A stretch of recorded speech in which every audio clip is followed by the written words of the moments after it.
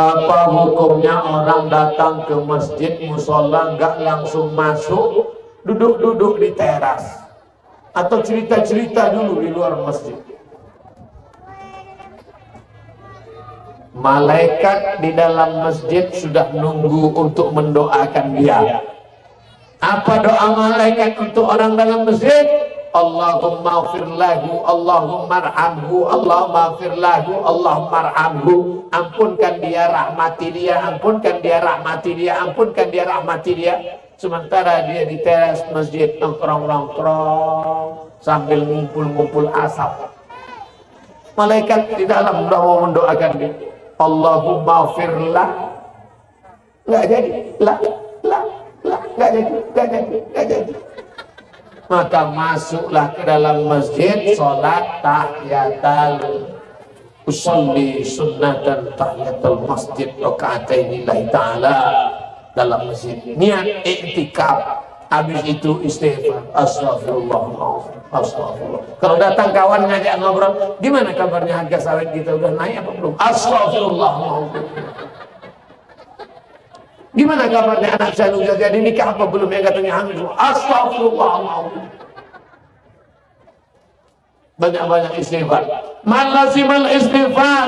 Siapa yang memperbanyak istighfar, ja'alallahu lahu min kulli dhiqin makhraja. Segala kesempitannya diberikan kelapangan. Amin. Wa min kulli hammin faraja. Segala kesusahannya diberikan Allah jalan solusi, jalan keluar. Wa razaqahu min haitsu la yahtasib, diberi rezeki dari jalan yang tidak disangka-sangka. Sependek-pendek astagfirullah, agak panjang astagfirullahalazim, lebih panjang astagfirullahalazim alladzi la ilaha illa huwal hayyul qayyum wa atubu ilaih. Yang lebih panjang Allahumma anta rabbi la ilaha illa anta khalaqtani wa ana 'abduka wa ana 'ala 'ahdika wa 'adika mastata'tu a'udzubika min syarri ma sana'tu abu laka bi ni'matika 'alayya wa abu bi dhanbi faghfir li fa innahu la yaghfiru dzunuba illa anta. Namanya Sayyidul Istighfar. Kami nggak bisa nyatat Pak Ustaz, mudah aja, buka HP, tulis Sayyidul Istighfar, enter. Setelah dapat, cari anak-anak sekolah kita, suruh print di warnet, print, tempel di dapur dekat masak. Allahumma anta rabbi la ilaha illa anta wa na'budu wa na'budu wa na'budu.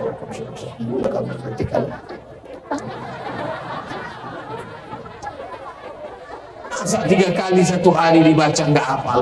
Pagi sambil masak sarapan, siang, sore. Nah, siang, sore, 1 bulan berapa kali? 90 kali. Enggak juga hafal. Copot, bakar, masuk ke kopi. Minum. Insya Allah TBC. Terinspirasi kisah Bilal bin Rabah yang sandalnya masuk surga karena tak pernah meninggalkan sholat wudhu.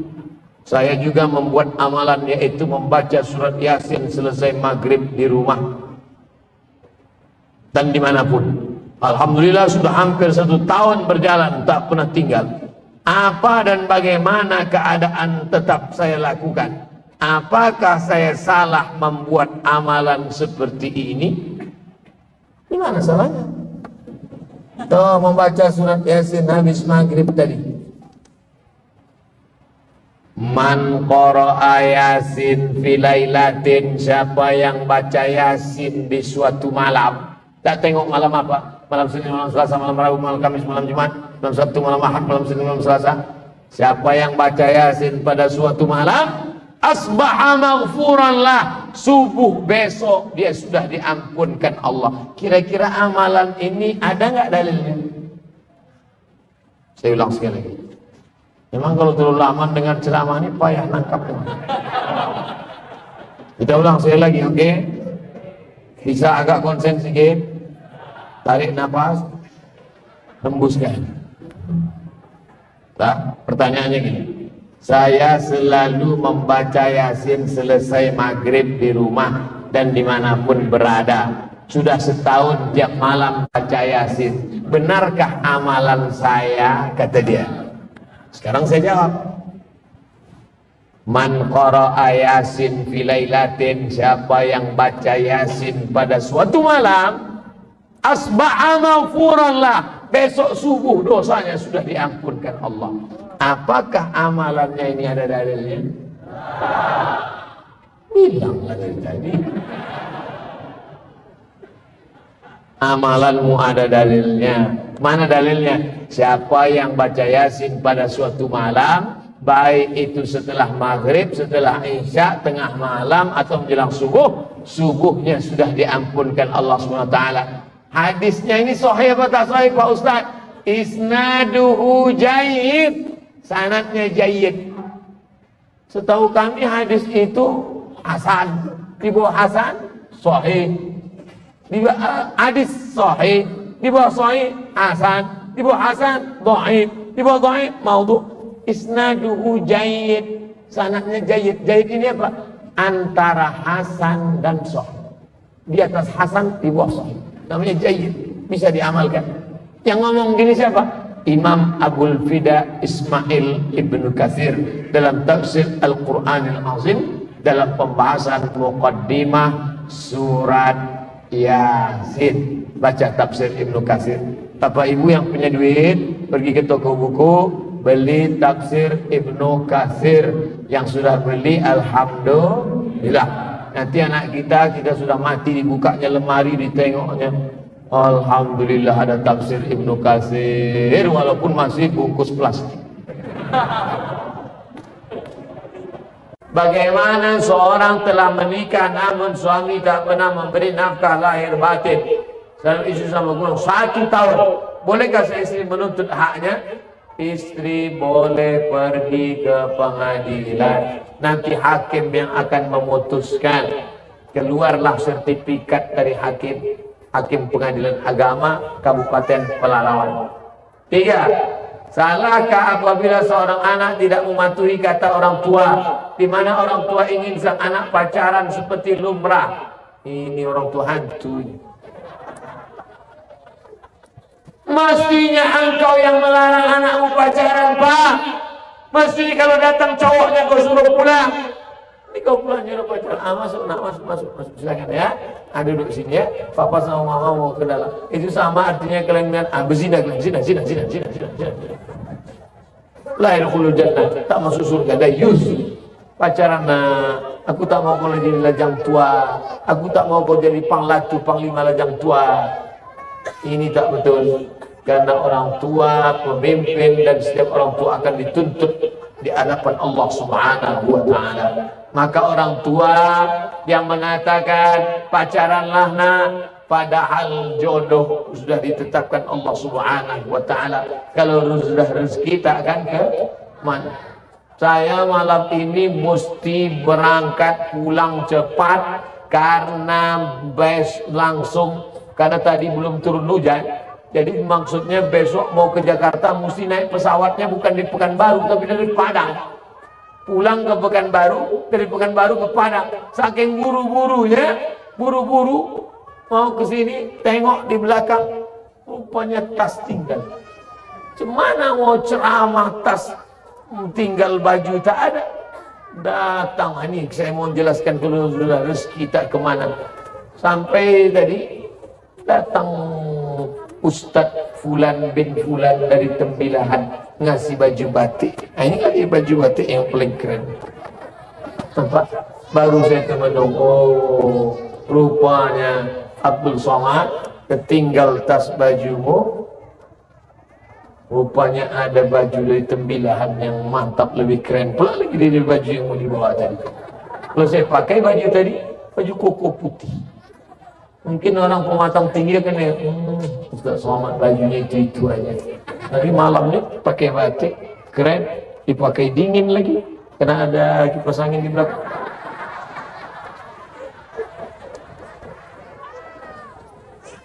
Rezeki sudah ditetapkan Allah Subhanahu wa ta'ala, tapi harus ada usaha. Usahanya jangan haram. Usahanya jangan haram. Maka jangan pernah takut jodoh. Kalau sudah jodoh tak akan kemana, tapi harus ada usaha. Tapi jangan pacaran. Pergi jumpai Pak Kepala Kemenak, jumpai Ustaz kita Pak Ketua MUI, jumpai Ustaz Somad. Ustaz kan banyak jamaah Ustaz, tolong carikan jodoh saya Pak Ustaz, perempuan yang kaya, kebun sawitnya sejauh mata memandang, ayahnya sedang diopnami tak lama lagi mati, dia pula cantik, kemudian pula taat beragama, hafal juz 30 Quran 30 juz. Kalau ada kasih ke saya Pak Ustaz. Kalau ada macam itu, apa yang aku kasih ke kamu? Bagus aku kasih sama bapak-bapak yang lain. Saya tak mau juga. Apakah menikah tanpa wali saksi penghulu itu sah Pak Ustaz? Enggak. Dalilnya, la nikaha illa biwaliyin, tidak sah nikah kecuali dengan wali wa syahidai adlin, dan saksi yang adil. Selama nikahnya masuk banyak mudah. Selama nikahnya pakai tercatat kepala kantor urusan agama kecamatan, maka tidak akan mungkin terjadi. Ini kenapa bisa ada orang nikah tak pakai wali, tak pakai saksi? Karena nikah siri. Jangan nikah siri. Ibu, jangan nikah siri. Anak perempuan jangan kasih nikah siri. Kalian kalau nikah siri rugi. Karena nikah siri tak ada surat. Nanti kalau dia pergi sampai mati kalian tak akan bisa cerai. Tapi kalau dia nikah sah, pergi dia 3 bulan, pergi ke pengadilan, bisa digugat. Kalau tidak, seumur hidup tak kabeh indak batali. Terikat tapi tak ada tali. Karena saya pernah mendengar itu boleh dilakukan hanya di kalangan tertentu, para habaib keturunan Rasulullah. Tak betul. Para habaib justru memegang sunnah Rasulullah SAW. Carilah mana ada habib nikah tak pakai wali, tak pakai saksi. Nabi ya, Nabi Muhammad SAW boleh tak pakai wali, tak pakai saksi. Tapi kita manusia biasa tidak. Saya punya 3 orang anak perempuan, yang 2 orang sedang menuntut ilmu di pesantren setingkat SMA, Agiyah berarti. Sebagai seorang ibu, saya selalu menuruti kemauannya dengan laundrynya, jajannya, dan keperluannya. Apakah saya melakukan hal itu benar? Karena menurut saya agar anak saya bisa fokus belajar. Tak ada gunanya ilmunya banyak, tak pandai mencuci baju. Tak ada gunanya baca Arabnya hebat, bahasa Inggrisnya berapi-api, hafalan Qurannya hebat, tapi mengangkat piring nasinya dari meja pun tak tahu. Ada tak orang model begini? Ada. Kami dulu di pesantren cuci sendiri, gosok, tak disetrika Pak Ustaz? Enggak. Kotak kusut tak kami peras, gantung. Jadi seimbang antara dia hidup intelektual dengan bagaimana berinteraksi sosial. Kalau semua dimanjakan, makannya catering, pakaiannya gosok, sampai mengangkatkan piring nasinya pun dia tak tahu, nanti dia mau jadi apa? Dari kecil terlonjak-lonjak, sudah besar terbawa-bawa, sudah tua terubah? Tidak. Oleh sebab itu kami pun dulu di pondok pesantren, tapi tetap pandai mencuci baju, tetap pandai memasak, tetap pandai melipat, tetap pandai menyetrika, sampai ke Mesir juga belanja. Jadi pendidikan baik, tapi pendidikan juga membentuk orang berakhlakul karimah menjadi mandiri, bukan dimanjakan. Sekarang banyak sekolah yang memfasilitasi segala sesuatu, akhirnya jadilah dia menjadi intelektual tapi tidak berakhlakul karimah dan selalu menggantungkan diri pada orang lain. Nauzubillah. Apa hukumnya mengecat rambut? Nabi sampai ke kota Makkah dari kota Madinah. Ayah Abu Bakar namanya Abu Quhafah, rambutnya sama jenggotnya putih semua. Kata Nabi suruh celup rambutnya sama jenggotnya. Dicelup pakai inai. Inai bahasa Melayu, bahasanya daun pacar. Daun pacar digiling, dari rambut, nanti warnanya berubah menjadi warna pink. warna inai, warna mahogani, warna tidak sampai hitam. Kata Nabi, jannibus sawad, jangan pakai warna hitam, karena warna hitam itu bisa menipu. Warna lain boleh, jangan warna hitam, menipu. Kenapa menipu? Zaman dulu tidak ada akte kelahiran. Kakek-kakek umur 70 mau minang anak umur 17. Dipakai gigi palsu, dipakai hitam. Nah, sudah nikah seminggu baru nampak pangkalnya putih. Jadi kalau ada unsur menipu tak boleh. Tapi kalau tak ada unsur tipu boleh. Mana dalilnya? Karena ketika perang kata Nabi yang tua-tua boleh cat hitam, yang tua-tua cat hitam. Karena untuk perang supaya apa? Supaya musuh melihat, pasukan Muhammad anak muda semua. Padahal tua-tua pun ada. Nah, jadi kalau ada unsur tipu haram. Kalau tak ada unsur tipu boleh. Sumbernya di mana? Kitab namanya Fatawa Al-Azhar, Fatwa Al-Azhar, yang menulisnya namanya Syekh Atiyah Saqar dari Mesir, Kairo. Apa hukumnya kita yang dalam masjid nunggu orang ngambil wudhu, atau yang belum datang bahkan waktu sholat sudah masuk? Kalau sudah cukup imam makmum, tunggu 5 menit, tunggu 10 menit, Masjidil Haram sampai setengah jam. Kita kalau kelamaan malah makin yang ada malah pulang. 5 menit, 10 menit. Tapi supaya untuk adil, biar supaya jangan cemburu, beli jam di Pekanbaru yang ada waktunya. Ada waktu. 5 menit lagi, 5 menit lagi, 4 lagi, 2 lagi, 2 lagi, komat. Allahu Akbar, Allahu Akbar. Asyhadu an la ilaha illallah. Itu lebih adil daripada kita kelahi. Karena di beberapa masjid justru nggak pakai jam, yang nyuruh komat, yang berkuasa di masjid itu emak-emak. Allah emak-emak. Komat.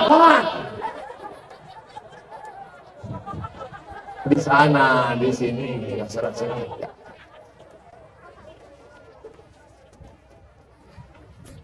Beli jam yang bisa mengatur. Dulu saya pernah berzina, sekarang saya sudah menikah dan baru-baru ini mulai mendekatkan diri pada Allah. Saya sudah mandi dan sudah taubat, sudah berusaha sholat 5 waktu. Apakah Allah mengampuni dosa saya? Innallaha la yaghfiru an yushraka bihi. Allah tidak mengampuni dosa syirik. Wa yaghfiru ma duna dzalika liman yasha. Selain itu diampunkan Allah, maka taubatlah mesti taubat nasuha. Apakah almarhum ayah saya mendapatkan hisab dari perbuatan saya? Ayah saya meninggal tahun ini, dan kepada siapa lagi saya mesti minta maaf? Orang tua diazab karena dosa anak kalau tidak mendidik anak.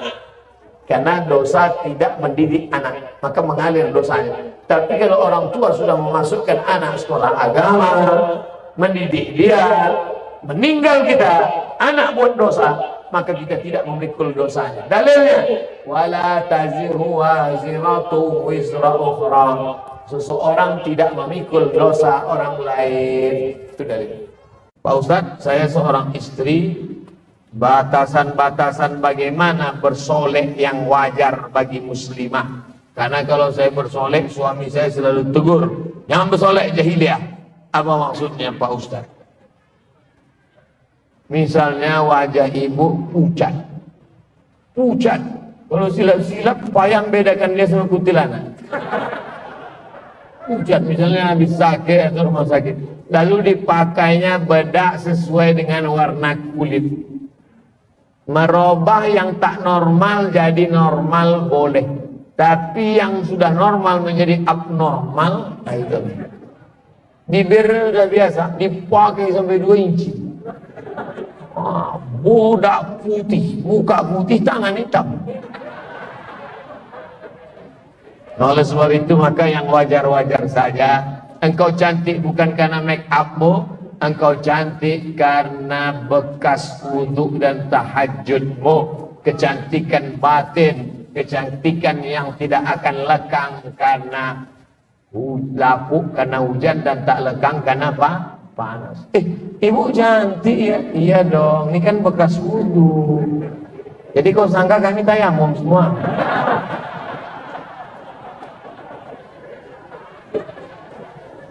Jangan bersoleh-soleh jahiliyah. Karena sebenarnya orang yang bersoleh itu adalah dimainkan setan. Wala udillannahum, kusesatkan mereka. Wala umanniyannahum, kubuat mereka berangan-angan, berhalusinasi, berimajinasi. Aku yang paling cantik, aku yang paling mancung, aku yang paling putih, aku yang paling... Padahal orang nengok biasa aja. Berhalusinasi, berimajinasi dengan pikirannya. Oleh sebab itu maka perempuan lebih baik menutup wajahnya pakai cadar. Tapi kalau tak sanggup pakai cadar, pakai hijab. Wajahnya biasa-biasa saja. Mana dalil binatang berdoa? Hadisnya riwayat dalam kitab Sunan Al-Baihaqi dalam bab Muallimun Nas Al-Khair. Guru-guru, guru MDA, guru mengaji, semua memohonkan ampun kepada Allah, berdoa kepada Allah. Hatta al-hutu fil bahri, ikan-ikan dalam laut, wan namlatu fi juhriha, semut-semut dalam sarang pokok kayu. Dalam pokok kayu itu ada sarang semut, semut menjalar, berdoa untuk guru-guru mengaji. Guru fisika diangkat PNS, guru kimia dibayarkan gaji mahal, guru mengaji hidup segan mati tak mau, macam kerakap tunggu dibaca. Oleh sebab itu Basnas beri mereka bantuan, tapi malaikat mendoakan mereka. Jangan sampai doa malaikat, doa binatang-binatang kepada mereka, tapi kita malah menganiaya mereka. Saya tidak sholat ketika di depan di atas sajadah tiba-tiba ada kucing. Sah tak sholat ketika sholat tiba-tiba ada kucing tiduran, bahkan minta pangku pas tahiyat? Tak apa, asal jangan kucing itu mencret. Kucingnya bersih, dimandikannya pakai sampo. Kadang bersih pula kucing tidur di dia. Kucing itu pakai sampo, dia pakai sabun telepon. Sholat dia, ada kucing situ, pas dia tersahur, kucing itu nempel-nempel, sah. Tapi kalau kucing itu mencret, berserak-serak tainya, batal, karena ada najis. Pahala apa yang didapat seorang ketika menolong hewan atau kasih makan hewan peliharaan? Udah saya ceritakan tadi kan? Udah, bilang aja udah, biar cepat kita balik. Anjing tadi cerita. Sedang anjing ini boleh, apalagi kucing. Benarkah hewan bisa mendoakan manusia? Likulli ratbin kabidin ratbin sadaqah. Setiap yang hatinya basah, maka ada bernilai sedekah, maka bernilai. Apakah binatang itu bisa bicara? Bisa. Mana dalilnya? Lagi tren nih sekarang. Mana dalilnya? Kata Nabi Sulaiman, wahai pasukan bala tentara, jangan kalian jalan, stop. Kenapa Sulaiman? Karena aku mendengar panglima pasukan semut sedang memerintah semut-semut. Buka surat An-Nahl, buka surat An-Naml, surat semut. Ya ayat Tuhan namul udkhulu masakinakum, wahai pasukan semut, masuklah kalian ke sarang-sarang, supaya jangan sampai diinjak oleh Sulaiman dan pasukannya. Nabi Sulaiman tersenyum, fatabassama dhahika, tersenyum mendengar suara semut-semut. Kalau pemimpin adil, semut pun tak ada yang terinjak. Tapi kalau sudah tak adil, manusia pun banyak yang mati kelaparan. Oleh sebab itu maka binatang pun berdoa kepada Allah Subhanahu wa ta'ala. Bagaimana kalau saya selalu takut akan kematian? Takut karena amal ibadah belum banyak. Takut anak-anak putus sekolah atau terlantar. Manusiawi. Takut mati karena amal belum banyak, maka perbanyak amal. Takut nanti kalau mati anak belum belajar agama, maka bawa anak masukkan pesantren. Positif. Tapi kalau takut sampai stres depresi, itu berarti diganggu jin. Alladzi waswisu fi. Kalau sudah kena itu obatnya adalah ruqyah. Ruqyah sendiri tak bisa Pak Ustaz, tak bisa. Kadang kita pun diganggu setan tak kuat, minta ruqyah sama orang yang kuat, datang ke ruqyah syariah. Ustaz-ustaz kita yang imannya kuat, yang zahir batinnya kuat. Mohon Ustaz jelaskan dalil tentang hadrah. Hadrah, kelempang. Bismillah tawassalna billah la la la la la. Aminu hadzal nikah. Kalau nikah jangan diam-diam, umumkan depan orang banyak. Waj'aluhu fil masajid, buat akadnya dalam masjid. Wadribu alaihi bid-dufur, pukulkan duf gendang. Itulah dalil memukulkan gendang. Hadis pertama. Hadis kedua, ya Rasulullah, aku bernazar kalau kau menang perang mau kuku pukulkan gendang. Kata Nabi, pukullah. Bernazar seorang perempuan, kalau kau menang perang kupukulkan gendang. Pukul, kata Nabi. Itu dalil boleh memukul gendang. Salawat diiringi dengan hadrah, dengan alat musik Islami. Karena ada sebagian kelompok mengatakan itu haram. Mana pula haram? Salawat, salawat, salawat, salawat burda, salawat diba, salawat al-barzanji, salawat simtud dura, salawat diaul lami, salawat yang dibuat oleh para ulama. Mana dalilnya boleh membuat syair? Datang seorang sahabat memuji-muji Nabi dengan syair. Fasakata wa tabassama, Nabi diam dan tersenyum. Hadis riwayat Sunan Tirmidzi. Hadis takriri, boleh membuat selawat-selawat yang dibuat oleh ulama, dibacakan dengan diiringi nasyid Islami, selama tidak melakukan perbuatan maksiat campur aduk laki-laki perempuan, lalu di dalamnya ada tabarruj soleh jahiliyah, lalu di dalamnya ada pakaian sempit. Kita malam ini sengaja dipisah supaya turun rahmat Allah. Maka lanjutkan grup hadrah-hadrah ini untuk menyaingi keyboard tunggal yang meracun kucing garong malam ini. Makanya jangan lagi kalau sudah ngaji pakai keyboard tunggal lagi. DPRD membuatkan peraturan daerah, jam sekian stop, karena kalau tidak nanti orang mabuk jadi arena judi. Perbu, peraturan bupati, orang dari kecamatan membuatkan peraturan edaran, maka selamatlah. Saya ceramah di Lampung Utara. Apa kata Pak Bupati Lampung Utara? Kami keluarkan perda Pak Ustaz, hanya boleh pesta nikah sampai jam 5 sore. Untuk menghindari supaya malam jangan sampai ada anak muda sabu-sabu, mabuk, kelahi, tawuran, pacaran gara-gara itu. Ini grup-grup nasyid, grup-grup hadrah dibangkitkan supaya nanti ada acara walimah nikah, khitanan, kemudian akikah. Jangan lagi ada keyboard tunggal. Ini keyboard tunggal dibuat pentas tinggi-tinggi, rok pendek-pendek. Yang nonton di bawah atu-atu. Nengok rok pendek, meniti air. Nengok bini di samping, meniti air mata.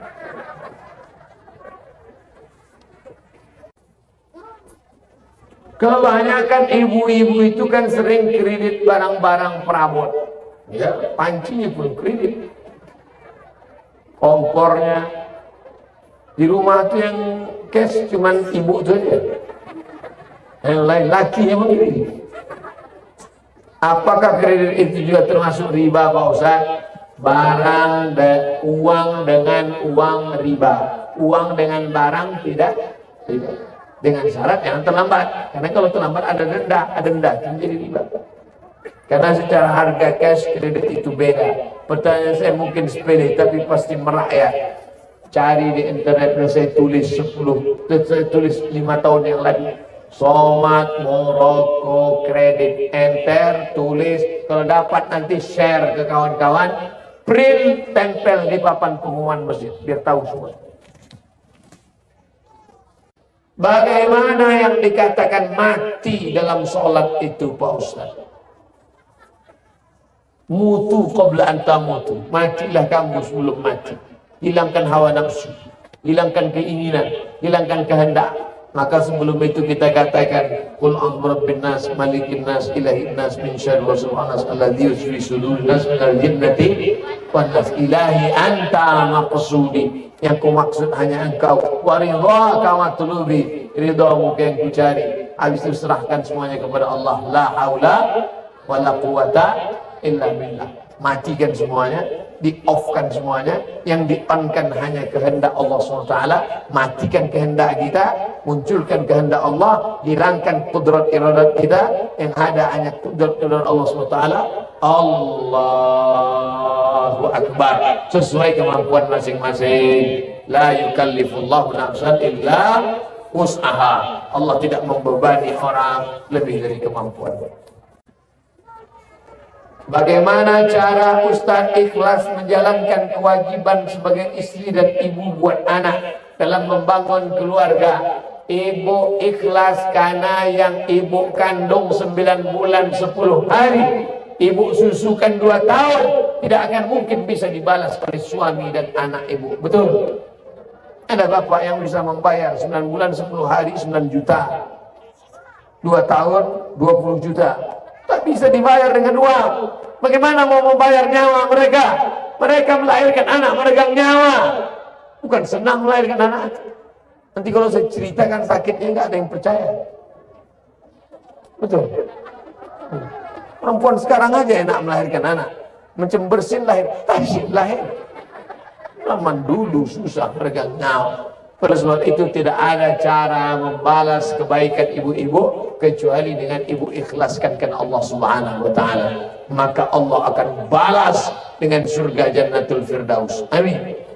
Anak-anak ibu menjadi anak penghafal Quran. 1 tahun dia khatam Quran, 1 bulan dia khatam Quran 2 kali, 1 tahun 24 kali mengalir ke makam ibu. Makanya amal yang paling mulia adalah amal menjadi seorang perempuan, kalah laki-laki. Man a'aqun nas bi husni sohbati. Siapa orang paling layak mendapatkan baktiku? Ummuka, summa man, ummuka, summa man, ummuka, summa man, abuka. Bapak cuma dapat 1 kali, ibu dapat 3 kali, Ustaz dapat sekali. Saya kan laki-laki. Makanya banyak sekarang laki-laki mau jadi perempuan. Kalau laki-laki mau perempuan, sebenarnya perempuan terjebak di tubuh laki-laki. Bencong.